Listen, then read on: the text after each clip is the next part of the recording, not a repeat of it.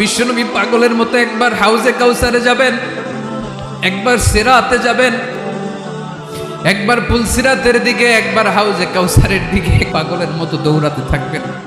তার কোনো গুনাহগার উম্মত যাতে জাহান্নামে ঢুকে না যায়, সেদিন কেউ সুপারিশ করতে পারবে না বিশ্বনবী ছাড়া। এজন্য 5 নম্বর আল্লাহ বললেন, মান যাল্লাযী ইয়াশফাউ ইনদাহু ইল্লা বিইযনিহি। কার সাহস আছে, কার এত বড় বুকের পাটা কিয়ামতের কঠিন দিন আল্লাহর সামনে দাঁড়িয়ে সুপারিশ করবে? কারো ক্ষমতা নেই, কারো ক্ষমতা নাই।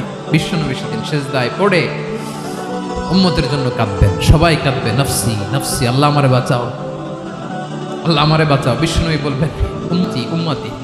বিশ্বনবী আমার জন্য কাঁদবেন, আপনার জন্য কাঁদবেন, আমাদের জন্য সেদিন কেঁদে কেঁদে জাহান্নামের দরজায় দাঁড়িয়ে আমাদেরকে টেনে টেনে জান্নাতে ঢুকাবেন। এজন্য এই বিশ্বনবীর ভালোবাসা যেন আমাদের হৃদয়ে ভরপুর থাকে। আমার ভাইয়েরা, প্রতি শুক্রবার বিশ্বনবীর উপরে বেশি বেশি যেন আমরা দুরূদ পড়ি। আমরা যখন বিশ্বনবীর সালাম দেই, দুরূদ পড়ি,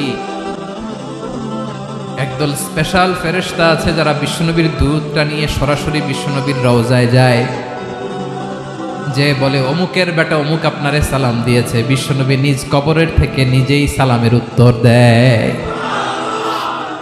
বিশ্বনবীর ভালোবাসা যেন আমাদের হৃদয়ে থাকে, বিশ্বনবীর সুন্নাহ দিয়ে যেন আমাদের জীবনটাকে সাজাই। পারা যাবে ইনশাআল্লাহ।